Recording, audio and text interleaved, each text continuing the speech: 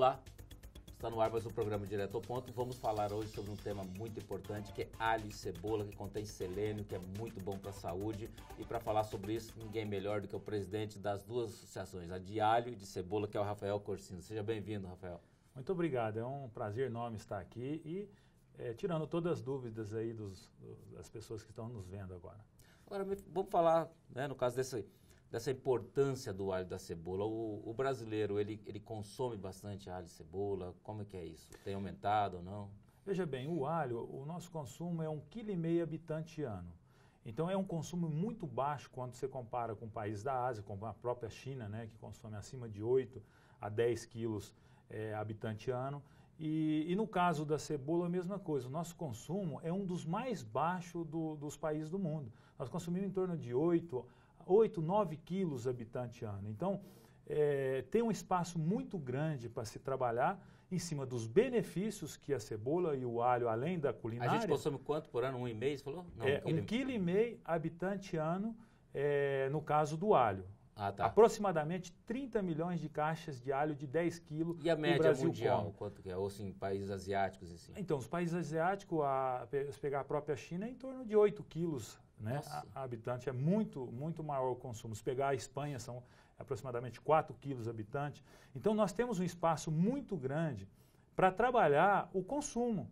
Então, em se trabalhando o consumo, vem junto os benefícios que essas duas culturas oferecem, além da culinária, né, oferecem com relação às questões nutracêuticas, né, para a própria saúde do nosso corpo.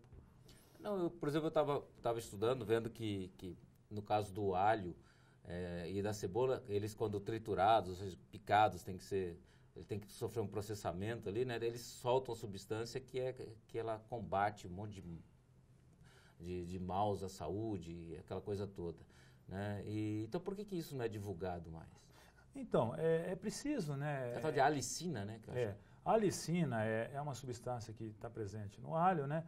E ela tem uma série de benefícios à saúde, né? Na questão do controle da pressão arterial. Tem alguns países até que recomendam, né, a utilização continuada de alho, né? Então, essa substância ela é muito importante para o nosso organismo.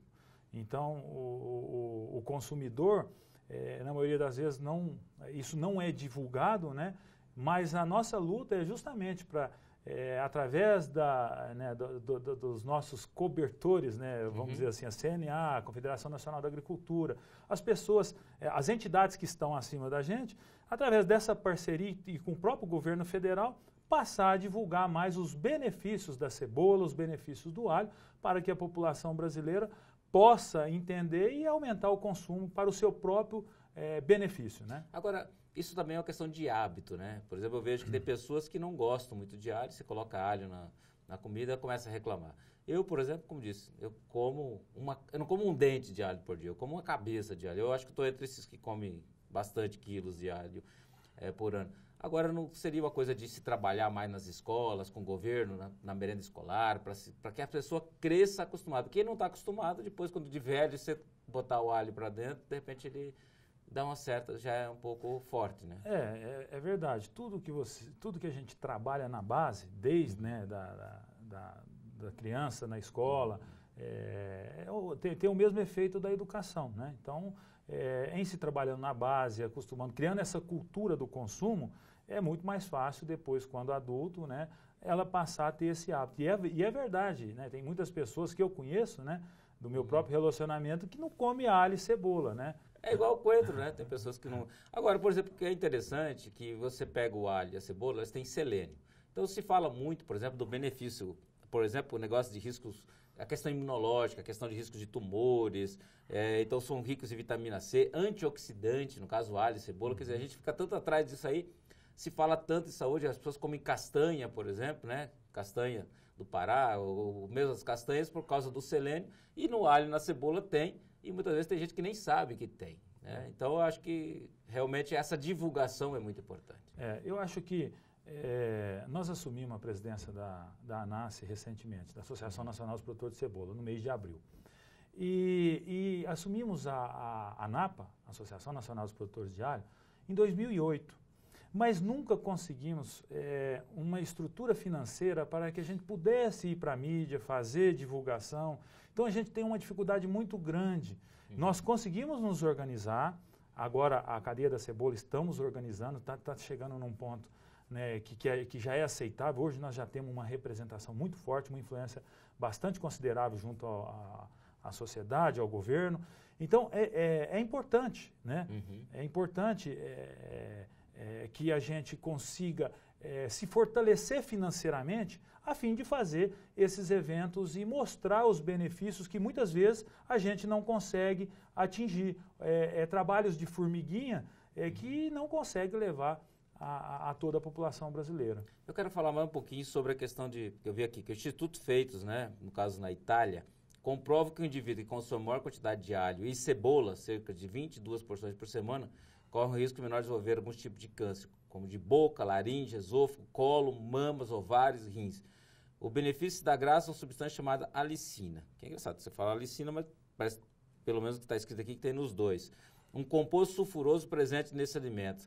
E diz que só se forma quando eles são triturados. E diz que o alho brasileiro tem 5 vezes mais do que o alho chinês. É verdade isso? É verdade. Nós fizemos um trabalho numa universidade federal e nós comprovamos que existe 5 vezes mais compostos nutracêuticos do que o alho chinês.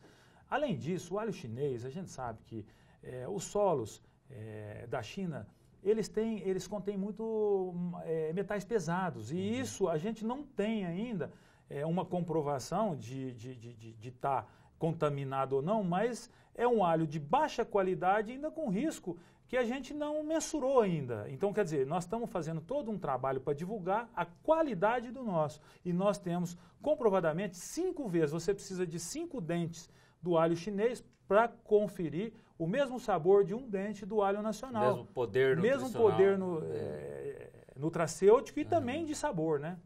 E o que é interessante, porque eu acho que o Brasil também é um clima... O que acontece com a soja? A soja brasileira, por exemplo, ela tem maiores teores também de proteína, né? O que é interessante devido ao clima tropical, o que deve acontecer também com o alho. Agora, quando eu chego no supermercado, como é que eu vou identificar, por exemplo, um alho brasileiro, né, de um alho chinês? Assim, a grosso modo, para a gente começar, pelo menos, consumir uma coisa que é nossa aqui e aqui é melhor para a saúde. Veja bem, a dona de casa, quando chegar no supermercado, ela tira as túnicas. São aquela pele branca que vem cobrindo os dentes de alho. Quando chegar no dente de alho, esse dente tem que ser arroxeado, roxo, vermelho ou roxo. O chinês, ele é castanho, né? Então, essa é a principal diferença. E também, pela defesa, no Código de Defesa do Consumidor, tem que estar escrito se é alho brasileiro ou se é alho importado, e se é importado da China, da Espanha, da Argentina, né? Então, além dessa informação que a Associação Brasileira do Supermercado tem que colocar para todos os consumidores, disponibilizar.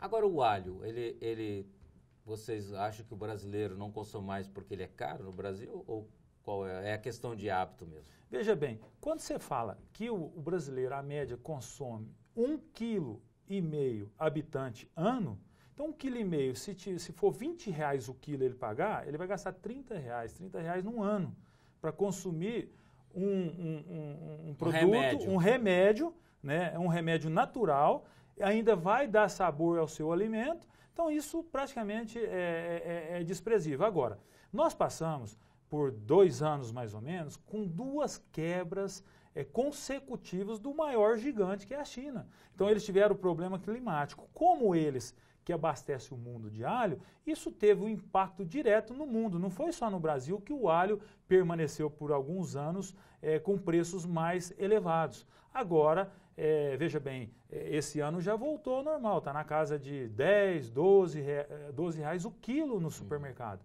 Então, o custo de produção no Brasil é muito caro.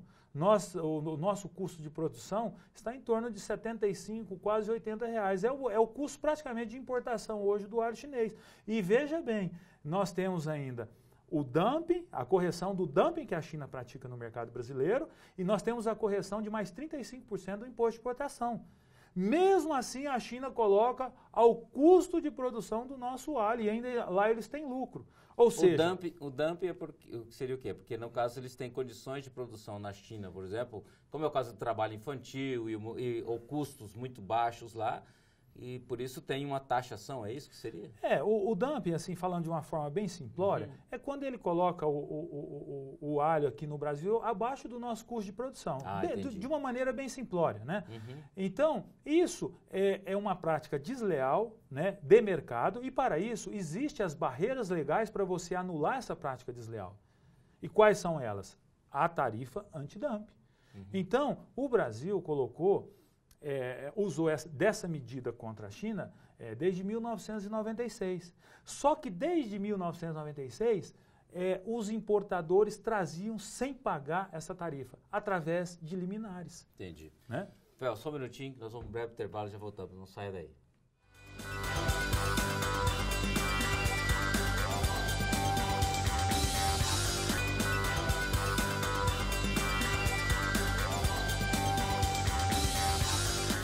De volta direto ao ponto, falando com o Rafael, que é o presidente da associação aí de alho e cebola, e também é um plantador de cenoura e beterraba, né? Duas coisas muito boas. Me diz uma coisa, os produtores de alho e cebola, eles têm enfrentado dificuldades, assim, fora as que você já disse? Nós temos enfrentado muitas dificuldades, porque quando se trata de produzir num país onde a questão do juro é uma das maiores taxas elevadas, né? A questão de tributação é uma das maiores, né? E toda uma competição desigual com os outros países, o subsídio, por exemplo, da Europa, eles têm uma subvenção que eles pagam o produtor deles para não plantar. Quer dizer, os outros países, os competidores, né, externos, eles têm todo o aparato e ajuda governamental. E aqui, e tem toda a condição, aqui nós não temos, nós temos tudo contra a produção. Então nós sofremos, a principal, no caso do alho, é as fraudes, é a importação através de liminares, né, que vem acontecendo. Só esse ano nós colocamos mais de 55 ofícios nas instituições públicas para resolver o problema de importação ilegal e até agora não foi resolvido. E quem que resolve isso? É o Ministério da Agricultura? Nós oficiamos o Ministério da Agricultura, nós oficiamos a Receita Federal, nós oficiamos o Ministério da Indústria e Comércio através da Secretaria do Comércio Exterior, nós oficiamos todos, nós falamos com a Advocacia Geral da União. Quer dizer, uma estrutura é montada, uma empresa de brasileiros que é uruguaia, faz a importação do alho da China para o Brasil de forma duvidosa, e nós levamos ao conhecimento e até agora nada, continuam praticando essa importação que aos nossos olhos é ilegal, porque não tem condição trazer um alho da China a 15, 20 reais mais barato do que a maioria dos importadores, do que os importadores que trazem de forma legal, eles vendem 20 reais abaixo do que esses importadores que trazem de forma legal. Então tem alguma coisa errada. A Receita Federal precisa saber e corrigir isso, porque senão afeta os importadores de boa fé e afeta toda a produção nacional. Agora, me fala um pouco sobre as questões que quando você fala de hortifruti, né? Geralmente você tem aqueles produtos defensivos agrícolas, ou seja, como é que é a produção de alho e cebola? Eles têm, por exemplo, os produtos certos, existem registros no Brasil, existe uma prioridade para registros de proteção, porque querendo ou não, nós estamos num país tropical também e você precisa ter alguns controles, né? Como você tem umas podridão branca, né, no caso? Nós temos uma dificuldade muito grande. Por exemplo, dentro do Mercosul, nós temos que comprar os produtos das grandes multinacionais de defensivos. O nosso vizinho, a Argentina, eles podem usar produtos genéricos, com custo muito mais baixo que o nosso. Quer dizer, nós não podemos comprar esses genéricos e nós estamos competindo com a Argentina, dentro do Mercosul. Então, como é que nós vamos competir, sendo que eles compram o produto bem mais barato que nós não podemos ter acesso a esse produto mais barato? Então, existem várias distorções que o governo brasileiro precisa colocar em igual competição, mesmo dentro do mesmo bloco. Então não tem condição, por exemplo, a Europa usa a Dracaena maleica ou a própria Argentina, que é um produto que usa para não dar broto, e no Brasil ser proibido. E daqui a pouco o governo libera a importação de cebola da comunidade europeia que usa esse antibrotante, e aqui não pode. Quer dizer, isso faz reduzir custo, isso ajuda. Então, quer dizer, nós não temos uma igual competição, nem dentro do bloco do Mercosul e muito menos fora, competindo com a China. Quer dizer, aqui muitas vezes aqui para você produzir cebola, para você produzir alho, ou mesmo a cenoura e a beterraba, no Brasil você tem algumas restrições de produtos, é muito controle e severo. E no caso da China, a gente sabe que a China, por exemplo, é o maior produtor de defensivos do mundo, né? E lá o uso é indiscriminado. E pode importar sem problema nenhum. Então, assim, veja bem, nós temos uma dificuldade muito grande.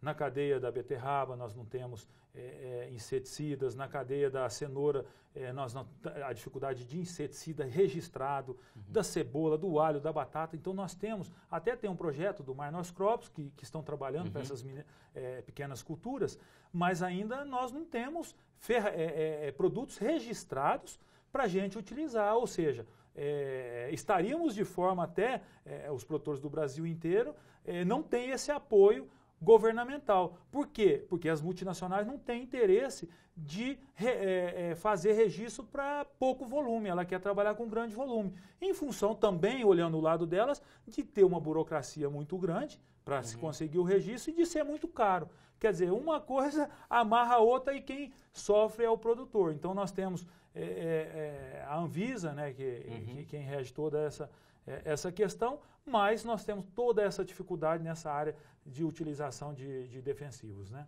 Agora, a gente sabe que o alho, a cebola, cenoura, beterraba, seja lá o que for, são muito bons para a saúde. A gente está comendo produtos produzidos aqui no Brasil seguros? Nós estamos produzindo seguro. Estamos consumindo produtos seguros. Agora, é lógico, como todo e qualquer setor, existem produtores, né, que fazem as coisas certas, existem produtores que fazem as coisas erradas. Eu tenho certeza que, na maioria, os produtores têm a consciência, os produtores respeitam o período de carência e os produtores trabalham com a segurança alimentar, porque ele também é um consumidor. Então, agora, o fato de não ter registro não significa que nós estamos contaminando a cultura, né? O fato de não ter registro é simplesmente questão burocrática do governo com a multinacional e que não tem vontade de nenhum lado para ter o produto disponível para o produtor, né? Então, nós às vezes utilizamos produto em grupos, né? Por exemplo, alho e cebola é do mesmo grupo, então você pode utilizar um produto que tem registro no alho para cebola. Então, e isso agora flexibilizou, melhorou um pouco para os produtores. O que é importante é que você respeita o período de carência naturalmente. Naturalmente, como qualquer medicamento que o ser humano toma para combater gripe ou qualquer outra coisa. Tem que se respeitar a carência, tem que ser aplicada a dose correta, identificar, né, a praga que você quer atingir e aplicar a dose correta. Sendo assim, eu não vejo risco nenhum, né, para nós que somos consumidores também. Agora, você como presidente de duas associações, vamos supor, como alho e cebola, você acha que esse setor, assim como a hortifruti, no caso, tem recebido apoio do governo ou ele fica meio marginal nessa história toda? Então, se a gente pegar, pode pegar para trás 10 anos, 15 anos, 20 anos, dos ministros que passaram na agricultura, nenhum deles tem conhecimento da cadeia da horticultura brasileira. Nenhum deles. Tem muita vontade de ajudar, mas por não conhecerem, a cadeia de horticultura no Brasil ela vem sofrendo, vem se arrastando, sem um planejamento, sem um aprofundamento, né, nas necessidades, nas demandas. A Embrapa tenta ajudar, mas ela é limitada em questões financeiras e outras estruturais. Então, nós precisamos, junto com o governo, fazer um projeto a longo prazo para a cadeia da horticultura. A cadeia da horticultura é mais de 63% é abastecida da agricultura familiar. Mas daí não seria o caso, por exemplo, você tem uma associação da cebola, você tem a associação do alho, você tem, por exemplo, da beterraba, da cenoura. E, quer dizer, vocês têm um grupo forte. Eu falei, o soldado, vocês têm muitos soldados. Não seria o fato, talvez, de se organizar melhor, de se fortalecer? Então, a ideia nossa é justamente essa, que a gente pudesse construir uma entidade que acomodasse todas essas cadeias para a gente se somar todas as hortaliças, nós passamos a ser talvez a quinta cadeia mais, em termos do PIB, nós passamos a ser a quinta cadeia. Em termos de mão de obra, nós ofertamos muito mais, mas muito mais, 5 vezes, 7 vezes mais mão de obra do que as commodities. Então, o fato é justamente esse ponto. Temos que nos organizar através de uma entidade mãe maior, a fim de influenciar... E tem que ter contribuição, né, também. O que eu já notei é o seguinte, a gente nota, não adianta você ter um monte de soldado, é igual, por exemplo, quando você tem um monte de soldados, você tem um monte do exército. Se esse exército não tiver comida para poder ir para a batalha, e a comida, né, de um exército é o dinheiro, né, é ter um fundo para poder realmente fazer mobilização, fazer tudo isso, e muitas vezes não contribui, né? O grande problema nosso é esse. Então, veja o exemplo da ProSoja, né? A ProSoja se fortaleceu, né? Uma cadeia que arrecada milhões e milhões, não vou nem falar aqui, mas assim, o produtor de alho tem se esforçado, e agora eu lancei um desafio aos produtores de cebola para colaborar, porque justamente quando entra a gestão financeira, aí é onde é o gargalo, aonde a gente tem que parar atividades que teria que continuar para fazer a influência necessária para ajudar o próprio produtor, a gente às vezes tem que abortar no meio do caminho. Então é esse desafio que eu lanço aos produtores de alho e cebola para colaborarem financeiramente com a entidade, para que a gente possa gerar influência suficiente para ajudar vocês mesmos aí no campo. Sem dúvida, senão não tem como, né? A coisa fica no meio do caminho. Você sozinho, né? Não adianta ter general e não ter soldado, né? Exatamente. Rafael, infelizmente nosso tempo acabou. Muito obrigado por sua presença aqui no nosso programa. Realmente foi muito interessante a sua entrevista. Muito obrigado. Um abraço a todos. Tá aí. Concluímos mais uma entrevista especial para você. Você pode ver que falamos hoje sobre um tema muito interessante, alho e cebola. Prestigie, com certeza, essa produção nacional, a produção que é feita aqui, né? Olhe no supermercado. Preste atenção no seu alho, ele tem que ser roxinho, né, meio avermelhadinho. Esse é o alho ideal, 5 vezes mais poder, né, de saúde do que os outros. Obrigado por a sua audiência, eu aguardo você todo domingo aqui neste canal.